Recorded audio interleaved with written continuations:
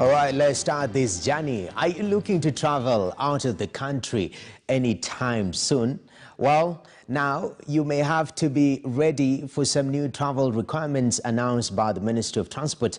In an effort to streamline air travel, Kenya's Ministry of Health will now require all passengers traveling out of the country to have certified COVID-19 test results. The new guidelines are part of the government's collaboration with the Africa Center of Disease Control, with technical support from Panabios. What is key is passengers must be issued with trusted travel code that can be verified by airlines and port health authorities. The initiative is in line with implementing an online trustworthy and safe systems for travelers across Africa. The new requirements are out to discredit any fake COVID-19 test results. The new arrangement will see the ministry have a watertight approach to verify, authenticate and validate test results.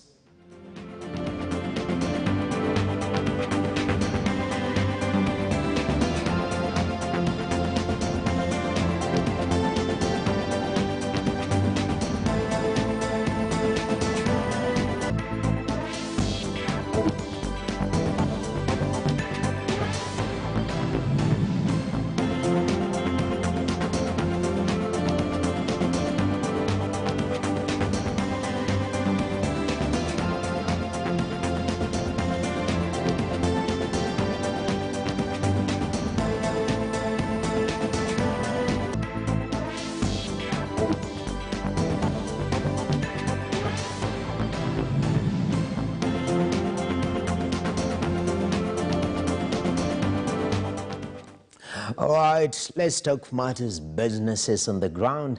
The impact of COVID-19 on businesses has been well documented and outlined, especially on the side of the coin where many businesses either scale down or close shop due to the heavy disruption. Now, looking on the flip side of the coin, during the pandemic, actually Kenyans registered more businesses. Between April and November 2020, 65,782 businesses names were registered. According to the Registrar of Companies, this is a 58.5% rise compared to similar period last year. To break this down, it means 270 companies were being registered daily. The number of registration peaked in July with 10,551 registrations. This is right after the reopening of the Kenyan economy.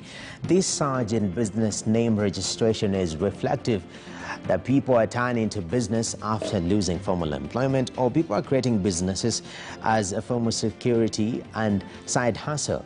The big question is whether the businesses will be able to survive in an economy that is projected to grow at 0.6% in the year 2021.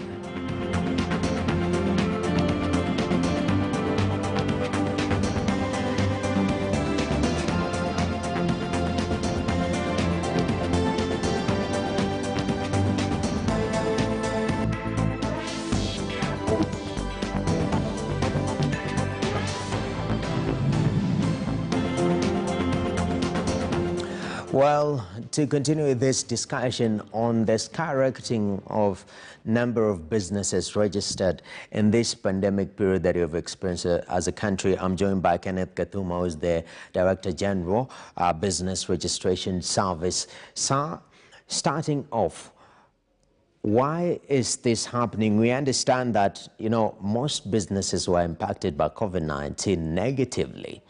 And on the flip side, you are saying the number of businesses being registered in Kenya is growing. What is happening? Thank you very much for having me. I'm from the Business Registration Service, which is basically in charge of this process of registering a business. What has happened in the last couple of months is that we have seen businesses being registered on account of what I'd call the ease of the process. We've had quite a bit of legislative reform, which anchors the process. It allows for digital processes. The process has been taken away from the manual Huduma process that used to be done. We now fully do it on end-to-end basis on the eCitizen platform. So I can say legal reforms, process reforms, as well as public awareness, has given the impetus within which people have sought to, so to speak, exercise their entrepreneurial spirit and get to have businesses registered. The discussion will be, we are registering many businesses. You're saying ease of registration. And do you think, from your observation, I understand yours is just to register, but from the overall perspective, do you also have a state of ease of doing business, especially with the pandemic, that will see these businesses survive through these hard periods? Indeed, one of the parameters which we look at with regard to the ease of doing business is access to credit. With the pandemic and with the activities having been a bit subdued and the ability of people to do business being a bit challenging, we have seen that people are now using one of the platforms I'd call movable property security rights as one of the issues which supports their businesses. So when you register your business, you are allowed to access credit from the formal lending environment. You can go to the bank on account of business plan that you have. If it's viable, you could get credit.